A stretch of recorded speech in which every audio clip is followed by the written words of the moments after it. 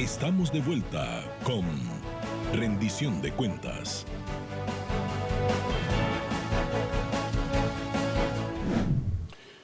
Bien, amigos, y después de tantas expectativas, Gustavo Petro es el nuevo presidente de Colombia. Como ustedes han podido percatarse, en varios programas analizamos el antes, el durante y el después de esta situación.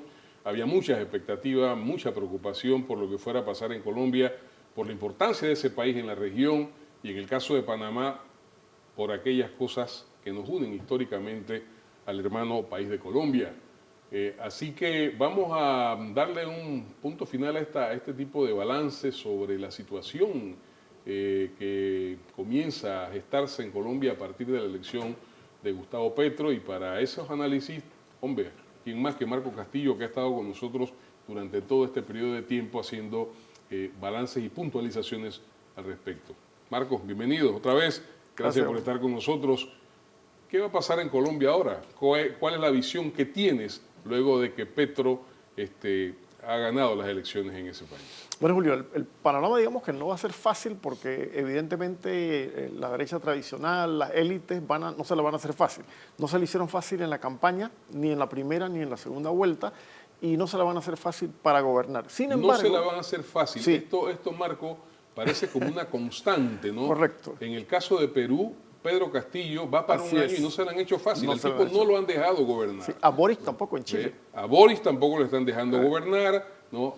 Con Lula hubo una situación casi similar y mira tú después lo que pasó. Así que me parece atinado el señalamiento que haces. Sí, por ahí ve el asunto. La ventaja es que Petro es un tipo hábil. No estamos frente a un político, digamos, que va a ir a improvisar, un político novato, ¿no? Él ha sido alcalde. Es más, cuando fue alcalde de Bogotá tampoco se le hicieron fácil, lo sacaron. Él recurrió incluso hasta la Corte Interamericana. Claro. Y tuvieron que restituirlo. De manera que ya él sabe, también él conoce al enemigo, ¿no? Claro. Y yo creo que él va con mucha fortaleza. Tiene una vicepresidenta excelente como Francia Márquez, que tiene un sector también, o varios sectores populares que lo apoyan, tiene una base muy buena. Entonces es importante que él vaya fortalecido. Lo siento también que va a tener el apoyo de América Latina Julio, en una situación, en un contexto distinto al que teníamos tal vez algunos años atrás. Digamos, tiene un presidente Fernández en Argentina, tiene un Boric en Chile, tiene un AMLO en México, tiene gente que lo va a respaldar. Y es positivo, y yo creo que es un buen signo, por ejemplo, y hay que reconocerlo, Julio, por ejemplo, lo que dijo Uribe, ¿no? Uribe dijo que no es una Colombia, ¿no? Y reconoció el triunfo de Petro. A propósito de Uribe, a mí el expresidente Uribe es un hombre sumamente inteligente y sumamente capaz. No por gusto fue reelegido en un segundo periodo.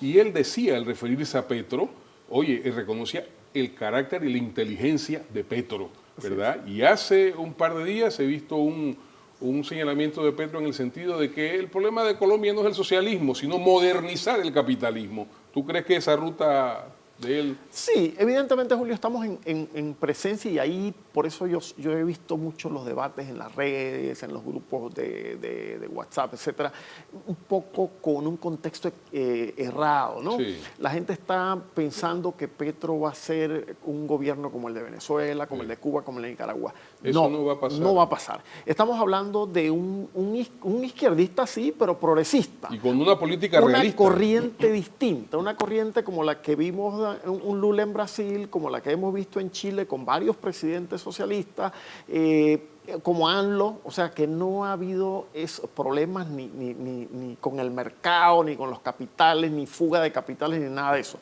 Por ejemplo, a mí me causaba gracia aquí en Panamá cuando he escuchado a alguna gente diciendo, vienen los capitales y los inversionistas colombianos para Panamá, se van a traer su plata. Eso no va a ocurrir. Y están hablando también de una migración de colombianos. Julio, a propósito, 600.000 colombianos viven en Panamá. En Panamá, es el segundo país con más colombianos en todo el planeta. Y eso es producto de la situación que se ha heredado de gobiernos anteriores. que no ha sido Antes de izquierda. llegar Petro. Correcto. Entonces yo pienso que son expectativas que se hacen y los juicios a veces cuando se hacen con premisas que no son las correctas tienen Y a equivocarse. veces malintencionadas, ¿no? Por supuesto que hay parte de eso. Ahora, fíjate Julio que tú decías la importancia de Colombia en lazos históricos, pero también hay lazos comerciales y Muy hay fuerte. situaciones estratégicas. Fíjate, por ejemplo, el secretario de Estado primero y luego el presidente Biden llamaron a Petro. Ya significa Biden lo que felicitó. Estados Unidos no va a tener una posición, por lo menos en el comienzo, equidistante ni de confrontación, sino va a buscar que sus intereses sean garantizados y creo que Petro fue muy claro en eso, que haya un trato de respeto, no de subordinación, como hasta ahora ha pasado. Muestra de eso es que ya Petro dijo, vamos a abrir la frontera con Venezuela, vamos a restablecer relaciones diplomáticas con Venezuela, ¿no? ¿Cómo van a tener un país vecino y En no va a permanente ser- choque? claro, porque al final perjudica a la gente. Claro. Hay más de 1 millón de venezolanos, creo que cerca de 2 millones de venezolanos como refugiados en Colombia. Entonces, y la frontera cerrada. Los primeros que salieron a hablar a favor de esto fueron la Cámara de Comercio de Venezuela. Entonces, yo creo que son señales que nos muestran que no vamos a ir hacia una situación de inestabilidad, todo lo contrario, hay una recomposición frente a un nuevo escenario geopolítico en la región y que creo que va a ayudar a que América Latina tenga una forma o una nueva relación con Estados Unidos, un relanzamiento de una relación de más respeto, de más igualdad, de más cooperación y menos subordinación. Claro. Decíamos en algunos programas anteriores que el problema no solamente de Colombia, sino de América Latina, ¿verdad? Son ciertas formas o ciertos remanentes de formaciones económico-sociales, ¿verdad? Que representan un verdadero retroceso con respecto al capitalismo, concretamente la tenencia de la tierra en América Latina, ¿verdad? Es un problema de Brasil, es un problema de Argentina, es un problema de Chile, es un problema de Colombia, es un problema de Perú, ¿verdad? Y que son formas de tenencia que han impedido que el capitalismo, con sus pesos y contrapesos, se desarrollen de la forma que tienen que desarrollarse. ¿Tú crees que Petro puede abrir camino a esto? Claro, en su discurso lo dijo Julio.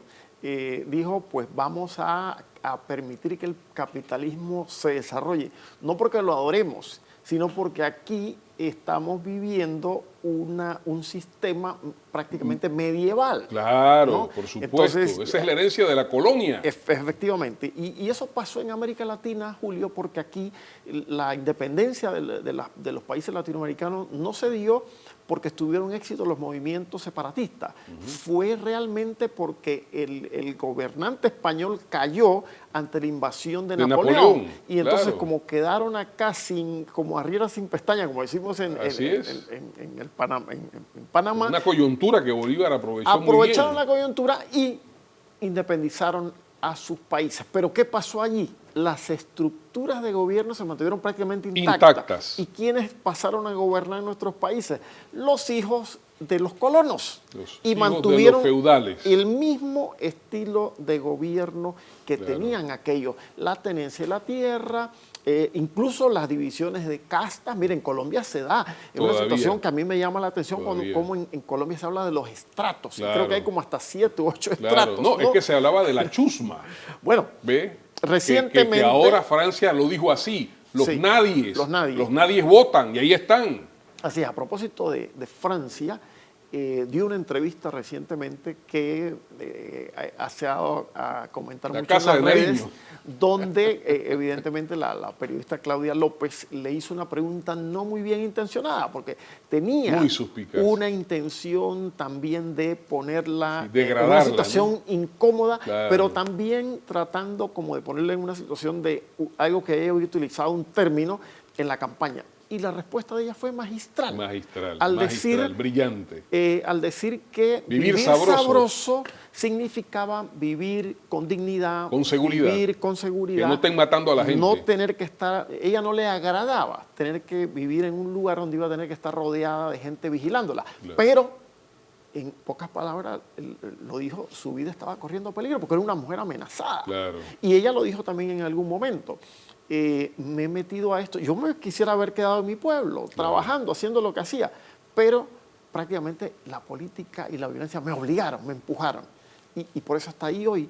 Y es la Francia compañera es de una mujer fórmula que llega a de este nivel con Petro. una maduración de conciencia en base a las vivencias que había tenido, ¿no? Totalmente.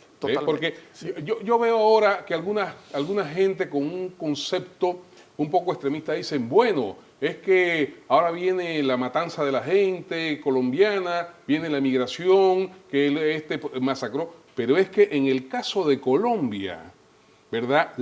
Los asesinatos políticos vienen hace más de medio siglo, ¿verdad? Estamos hablando de Jorge Eliezer Gaitán hasta Gustavo Petro, ¿verdad? Y habían momentos en que los conservadores llegaban a la casa de los liberales a matar a gente que era liberal sin que se respetara ningún derecho ni nada. Julio, eso que has planteado me da pie para conversar de algo que creo que va a ser muy importante y es uno de los grandes desafíos del gobierno de Petro, de la administración de Petro. Lograr un diálogo y lograr la paz con el ELN. Recordemos que en el gobierno de Santos se logró con la FARC, que era, digamos, la guerrilla más antigua, pero quedó el ELN. O sea, que todavía Colombia tiene que superar eso. Yo creo que si Petro logra eso, va a ser un logro grande, un hito. Va a marcar un hito que Colombia finalmente, la gente no se tenga que ir de Colombia por miedo a que los maten. A que los secuestren. Por la violencia o que los secuestren. Entonces yo pienso que ese es un desafío grande. Y allí, evidentemente, eso pasa por el restablecimiento de relaciones con Venezuela. ¿Por qué? Porque mucha gente del ELN o de la guerrilla del ELN funciona cerca de la frontera con Venezuela y utilizan el territorio venezolano, porque es una frontera grande, para irse. Al no haber relaciones no hay cooperación. Claro. En cambio, si hay una relación, el gobierno de Venezuela va a colaborar con el de Colombia para no permitir que esa guerrilla entre a su territorio. Claro, entonces, y para que no se lograría inestabilidad en la frontera. Por supuesto, se lograría algo que beneficiaría a colombianos y a venezolanos. Te voy a hacer un paralelo, Marco, y me gustaría que vieras esto de manera bien puntual. En la lucha contra el apartheid, ¿verdad? Nelson Mandela ciertamente que garantiza la eliminación de esta oprobiosa forma de discriminación, pero también garantizó que en Sudáfrica no se produjera una guerra civil entre 22 millones de negros y 6 millones de blancos. Y yo creo que inclusive eso es una de las cosas que lleva a Bill Clinton y que lleva a los dirigentes ingleses y a los europeos a valorar mucho la figura de Mandela. Colombia ha sido hasta este momento un país al borde de la guerra civil, ¿no? ¿Tú no crees que Petro podría ser el Mandela de Colombia? Sin duda alguna. Fíjate que se han hecho paralelos. Por ejemplo, en la campaña política se hablaba, porque Rodolfo Hernández, el otro candidato, era ingeniero. Entonces decía, mejor el ingeniero que el guerrillero, ¿no? Y estos eran los enemigos políticos de Petro tratando de denostarlo por su pasado en el M-19. Claro. Sin embargo, se les olvidaba, por ejemplo, que Nelson Mandela tomó las armas, fue guerrillero. Claro. José Pepe Mujica fue guerrillero. Dilma Rousseff, la presidenta brasileña, fue guerrillera. Y así muchísimos más. Es más, si nos vamos a la historia, Bolívar en su momento también fue denostado por las fuerzas realistas que lo llamaron en aquel momento tal vez no guerrillero, pero el significado era similar, ¿no? Lo que pasa es que a veces, y es lo que he percibido, se trata de hacer del delincuente común un paralelo o hacer un sinónimo con guerrillero, cuando son dos cosas totalmente distintas, porque los movimientos guerrilleros han sido movimientos sociales que se han levantado en armas, sí, ¿verdad? Sí. De eso forma parte el mismo Petro, que era parte del M-19, con Jaime Bate Macayón, con Navarro Wolf, etcétera, etcétera, pero siempre marcando un programa social dirigido a elevar el nivel de vida de las masas. ¿Tú crees realmente que la derecha colombiana va a dejar que Petro gobierne? Bueno, la derecha colombiana va a tratar de hacer lo imposible para hacerle la vida imposible nuevamente a Petro. Sin embargo, yo creo que estamos en una nueva realidad y lo plantea muy bien Julio. Es decir, antes y en décadas anteriores, para poder acceder al poder, para poder hacer cambios, los grupos opuestos a las élites, a la derecha, a los grupos del status quo, tenían que tomar las armas, ¿no? Porque los ejércitos eran los que gobernaban. Y casi siempre para defender sus militares. Claro.